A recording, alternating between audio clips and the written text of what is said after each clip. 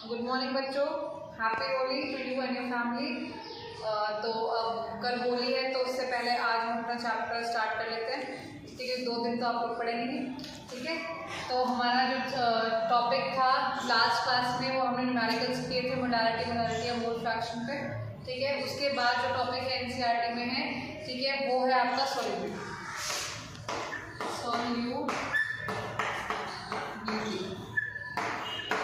ठीक है, सॉल्युबिलिटी क्या होता है बेटा कि जब आप सॉल्यूट को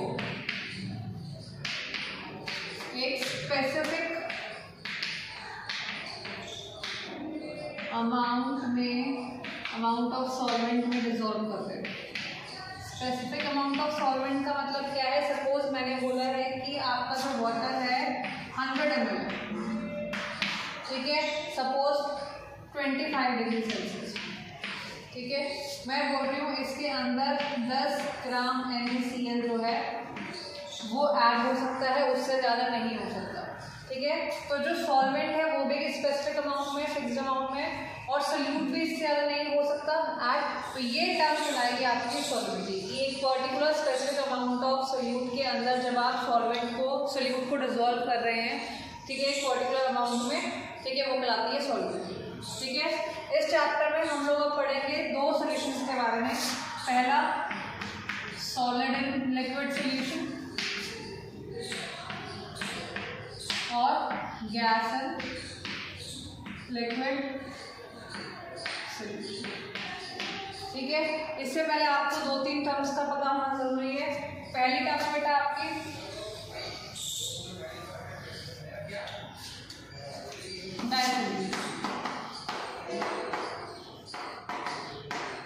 डाइसोल्यूशन का मतलब है कि आप सॉल्यूट को ऐड कर रहे हैं सॉल्वेंट के अंदर। ठीक है, ये सॉल्युबिलिटी थी कि जितना स्पेसिफिक अमाउंट ऑफ सॉल्वेंट के अंदर आप सॉल्यूट को ऐड कर रहे हैं सॉल्युबिलिटी।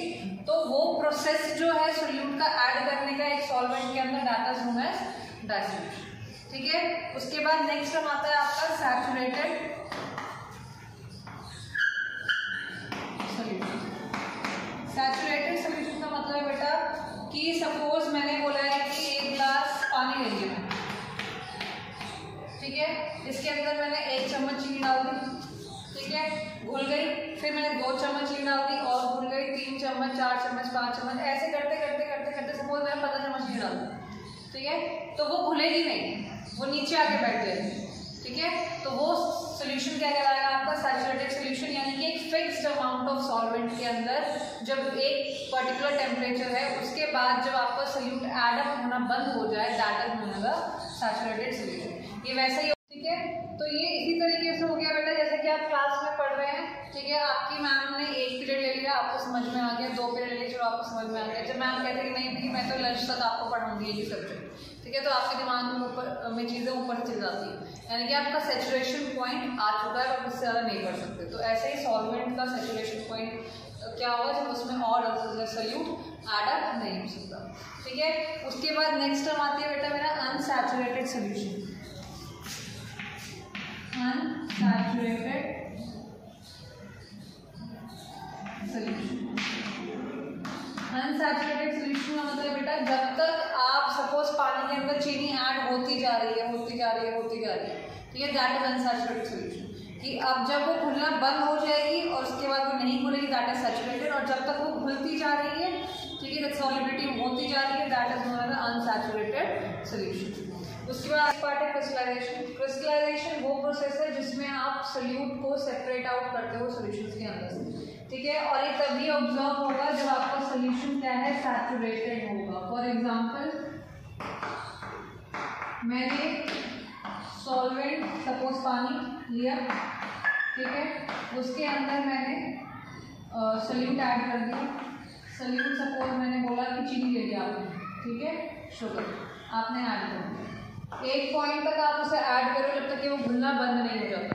ठीक है, जब वो सैचुरेटेड सॉल्यूशन हो गया तब आप क्या करते हो कि उसको फिल्टर आउट करते हो।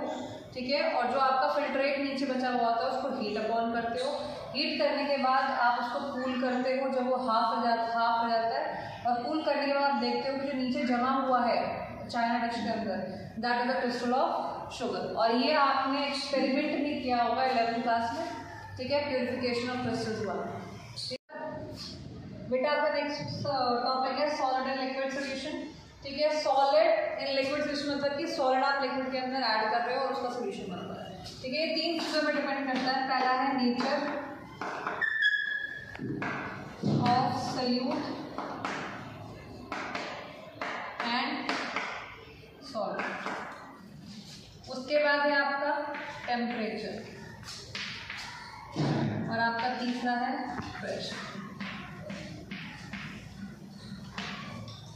अब आपका सबसे पहले आएगा nature of solute and solvent. तो इसमें आपने हमेशा देखा होगा लाइक डिसॉल्व लाइक। केमिस्ट्री में हमेशा पढ़ते हैं कि जो लाइक होता है वही डिसॉल्व करता है लाइक को।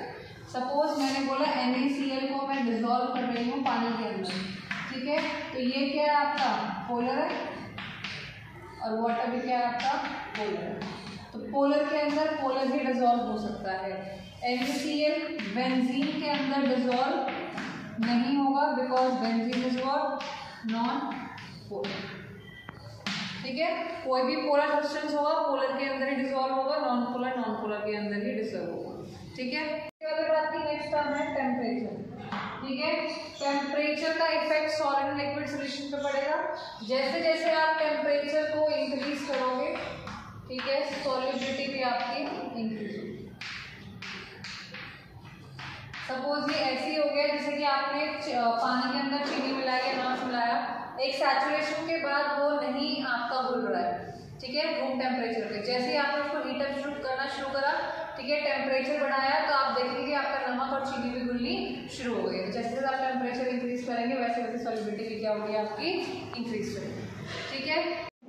आपका नेक्स्ट पॉइंट है बेटा प्रेशर, ठीक है। तो प्रेशर का जो इफेक्ट है वो सॉलिड एंड लिक्विड सॉल्यूशन पे नहीं पड़ता है। क्यों? क्योंकि सॉलिड और लिक्विड ऑलमोस्ट क्या होते हैं आपके इनकम्प्रेसिबल, ठीक है। तो इनकम्प्रेसिबल सब्सटेंस है, तो प्रेशर का इफेक्ट जो है इस पे सॉलिड एंड लिक्विड सॉल्यूशंस पे नहीं पड़ेगा। किसका इफेक्ट पड़ेगा? टेम्परेचर का भी इफेक्ट पड़ेगा, और ये इंपॉर्टेंट है, पेपर में इसमें से क्वेश्चन आते हैं, ठीक है। टेम्परेचर, ठीक है। टेम्परेचर बेटा पहले आपको 2 चीजें पता होनी चाहिए। एक कि डाई सॉल्यूशन फेवर कब करेगा? जब आपकी सॉलिबिलिटी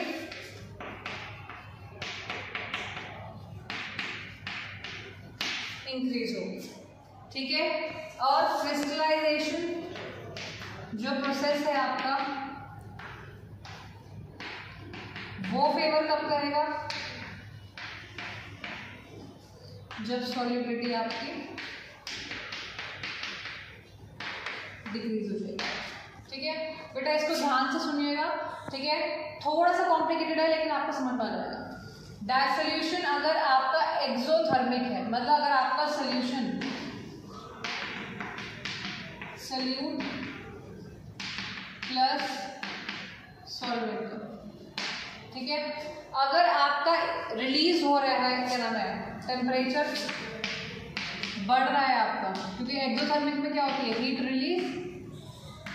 रिलीज क्या हो रहा है, तो टेम्परेचर बढ़ रहा है, ठीक है। तब क्या होगा? अकॉर्डिंग टू ली चार्टियर प्रिंसिपल, आपने 11th में ली चार्टियर प्रिंसिपल पढ़ा होगा।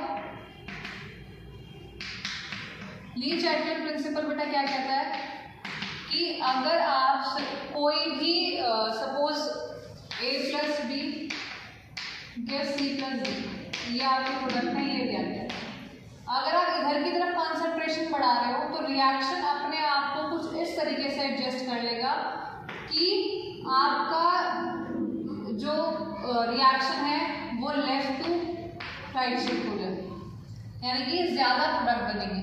अगर आप इधर कॉन्सेंट्रेशन बढ़ा रहे हो तो ज़्यादा रिएक्टेंट बनेंगे, या प्रेशर बढ़ा रहे हो तो जिस तरफ प्रेशर बढ़ा रहे हो जहाँ कम है रिएक्शन अपने आप को उधर शिफ्ट करने की कोशिश करेगा, ठीक है। ऐसे जहाँ पर टेम्परेचर बढ़ा रहे हो तो जहाँ टेम्परेचर कम है जो आपका रिएक्शन है वो आपको दूसरी तरफ शिफ्ट करने की कोशिश करेगा, यानी कि वो जो भी आपने टेम्परेचर बढ़ाया, जो भी प्रेशर बढ़ाया, जो भी कंसंट्रेशन बढ़ाई है, रिएक्शन कोशिश करेगा कि मेरे अंदर कोई चेंज ना आए और वो अपने आप को पहले की तरह बैलेंस करने की कोशिश करता है, यानी उस इफेक्ट को वो खत्म कर देता है, अंडो कर देता है। ये आपका ली चार्टले प्रिंसिपल कहता है। अब हमारी बात हो रही थी सोल्यूशन के अंदर आपका सोल्यूट प्लस सॉल्वेंट दोनों। अगर पहला केस में डाई सोल्यूशन एक्सोथर्मिक है, यानी कि टेम्परेचर रिलीज हो रहा है, हीट रिलीज हो रही है, तो जो सोल्यूशन है अपने आप को कोशिश करेगा टेम्परेचर डिक्रीज करने की। ठीक है, अब टेम्परेचर डिक्रीज कौन से केस में होगा? पहले केस में ही तो होगा, क्योंकि यहाँ ही इंक्रीज हो रहा है तो यही कोशिश करेगा कि भाई डिक्रीज हो जाए। और टेम्परेचर डिक्रीज हो रहा है यानी कि डाई सोल्यूशन वाला केस फेवर हो रहा है, और डाई सोल्यूशन वाला केस फेवर हो रहा है, इसका मतलब सॉल्युबिलिटी इंक्रीज कर रही है। इधर देखिए सॉल्युबिलिटी इंक्रीज कर रही है। ठीक है, उसके बाद दूसरा है आपका crystallization as a endothermic process. अगर आपका रिएक्शन एंडोथर्मिक है यानी कि टेम्परेचर आप दे रहे हैं, टेम्परेचर ले रहा है आपका कोई भी सॉल्यूशन, आप दे रहे हैं टेम्परेचर। ठीक है, तो सॉल्यूशन कैसे बिहेव करेगा? अपना टेम्परेचर बढ़ाने की कोशिश करेगा, और टेम्परेचर बढ़ाने की कोशिश कर रहा है इसका मतलब क्या है कि क्रिस्टलाइजेशन फेवर हो रहा है, और क्रिस्टलाइजेशन फेवर हो रहा है इसका मतलब बेटा सॉल्युबिलिटी डिक्रीज हो रही है। ठीक है, अब आपका दूसरे केस पे आते हैं। Dissolution is endothermic. अगर डाई सोल्यूशन एंडोथर्मिक है मतलब कि आपको टेम्परेचर देना पड़ रहा है। ठीक है, तो ली चार्टले प्रिंसिपल के अकॉर्डिंग क्या होगा? टेम्परेचर आपका इंक्रीज करने की कोशिश करेगा, टेम्परेचर इंक्रीज करेगा किस केस में? इसी केस में करेगा। घटित केस में तो कोशिश होगी कि टेम्परेचर भी इसी केस में इंक्रीज होगा, तो टेम्परेचर इंक्रीज करेगा तो डाई सोल्यूशन वाला केस फेवर करेगा, और डाई सोल्यूशन फेवर करता है तो मुझे सॉल्युबिलिटी क्या होती है? इंक्रीज होती है। ठीक है, दूसरे में बेटा क्रिस्टलाइजेशन इज एक्सो। एक्सो मतलब कि टेम्परेचर जो है आपका रिलीज हो रहा है, यानी कि हीट जो है आपकी रिलीज हो रही है। ठीक है, टेम्परेचर रिलीज हो रहा है तो सोल्यूशन क्या कोशिश करेगा? टेम्परेचर घटाने की कोशिश करेगा, और इस केस में टेम्परेचर घटाने की कोशिश करेगा तो क्रिस्टलाइजेशन वाला जो पार्ट है वो फेवर करेगा, और क्रिस्टलाइजेशन फेवर करेगा इसका मतलब क्या है कि सॉल्युबिलिटी आपकी डिक्रीज करेगी। ठीक है, ये टॉपिक इंपॉर्टेंट है बेटा, पेपर में 1 नंबर में से इसमें अंदर क्वेश्चन आता है कि टेम्परेचर का इफेक्ट डाई अगर घट रहा है तो क्या होगा, बढ़ रहा है तो क्या होगा, क्रिस्टलाइजेशन फेवर करेगा या फिर डाई सोल्यूशन फेवर करेगा। ठीक है, इसके बाद हमारा नेक्स्ट टॉपिक है बेटा गैस एंड लिक्विड। नेक्स्ट है आपका gas and liquid solution.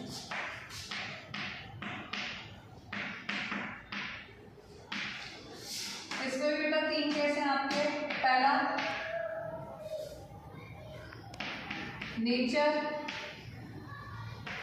Of solute and solvent same रहेगा बेटा जैसे आपका पहले था, लाइक डिसॉल्व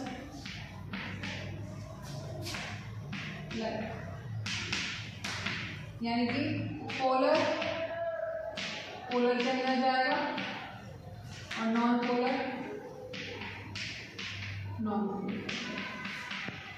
आपको पोलर नॉन पोलर में डिफरेंस बताइए होगा। पोलर में बेटा जो मोस्ट इलेक्ट्रोनेगेटिव एलिमेंट है वो इलेक्ट्रॉन्स को अपनी तरफ खींचता है और कोई ना कोई डायपोल मूवमेंट आपका होता है प्रेजेंट, तो वो पोलर मॉलिक्यूल्स होंगे। और जिसमें कोई भी डायपोल मूवमेंट नहीं होता यानी कि सारा का सारा जो इलेक्ट्रोनेगेटिव पार्ट है वो कैंसिल आउट हो जाता है इलेक्ट्रॉन्स का, तो वो नॉन पोलर वाला होता है। ठीक है, अब बेटा इसमें फॉर एग्जांपल HCl आपका पोलर मॉलिक्यूल होता है। ठीक है, HCl गैस को अगर मैं डिसॉल्व करूँ वाटर में तो वाटर में क्या होता है, पोलर होता है। ठीक है, तो ये पोलर HCl गैस है और आपका H2O वाटर पोलर है, तो आपस में डिसॉल्व हो जाएगा। ठीक है, नेक्स्ट टॉपिक है आपका प्रेशर। बेटा इसमें प्रेशर का इफेक्ट आपका पड़ेगा। प्रेशर का इफेक्ट क्यों पड़ेगा? बिकॉज यहाँ पे गैस आ रहा है। ठीक है, और आपको पता है गैस अपने जो मॉलिक्यूल्स होते हैं वो कुछ ना कुछ प्रेशर जरूर अप्लाई करते हैं, और ये वाला पार्ट आपका आएगा हेनरी लॉ के अंदर। हेनरी लॉ के अंदर ठीक है, इस वाले पार्ट से आपका राइज होगा हेनरी। ठीक है, क्योंकि गैस का इफेक्ट पड़ेगा लिक्विड के ऊपर, क्योंकि गैस पार्टिकल्स हैं तो सरफेस के ऊपर कोई ना कोई प्रेशर डालेंगे, तो वो गैस पार्टिकल्स कितना प्रेशर डालेंगे, क्या उनका बिहेवियर होगा, वो हम पढ़ेंगे हेनरीज लॉ के अंदर। नेक्स्ट है आपका बेटा टेम्परेचर। बेटा अब आपका टॉपिक है temperature gases and liquid solution के अंदर। तो इसमें बेटा अगर आपका जो सोल्यूशन है, सोल्यूट प्लस सॉल्वेंट, सोल्यूशन हो गया, ठीक है। सोल्यूट क्या होगा इसमें, गैस, और सॉल्वेंट क्या होगा इसमें। तो अगर वो एक्सोथर्मिक है, एक्सोथर्मिक मतलब कि टेम्परेचर जो है आपका इंक्रीज हो रहा है, तो अकॉर्डिंग टू ले-चैटले प्रिंसिपल सोल्यूशन क्या कोशिश करेगा कि उस तरफ जाने की जहाँ पे टेम्परेचर कम हो, ठीक है। तो सोल्यूशन अपने आप को उधर की तरफ शिफ्ट करने की कोशिश करेगा, यानी टेम्परेचर डिक्रीज करने की कोशिश करेगा, ठीक है। टेम्परेचर डिक्रीज होगा, यानी किसका कब टेम्परेचर डिक्रीज होगा, जब इंक्रीज हो रहा होगा टेम्परेचर। तो किस केस में इंक्रीज हो रहा है, डाइसोल्यूशन केस में इंक्रीज हो रहा है, तो डिक्रीज भी यही सोल्यूशन करने की कोशिश करेगा, तो डाइसोल्यूशन फेवर होगा, और डाइसोल्यूशन फेवर होता है हमेशा तो सॉल्युबिलिटी इंक्रीज होती है। अगर क्रिस्टलाइजेशन है आपका एंडोथर्मिक, ठीक है, अगर सोल्यूशन हीट ले रहा है, ठीक है, एंडोथर्मिक प्रोसेस है, तो आपका क्या होगा, सोल्यूशन क्या कोशिश करेगा कि मैं उस तरफ जाऊं जहां पे मेरा टेम्परेचर क्या हो, इंक्रीज हो रहा हो। और टेम्परेचर इंक्रीज किस केस में होगा, जब आपका टेम्परेचर ऑलरेडी जो है ले रहा होगा, तो क्रिस्टलाइजेशन जो है आपका फेवर करेगा और सॉल्युबिलिटी क्या करेगी, डिक्रीज करेगी।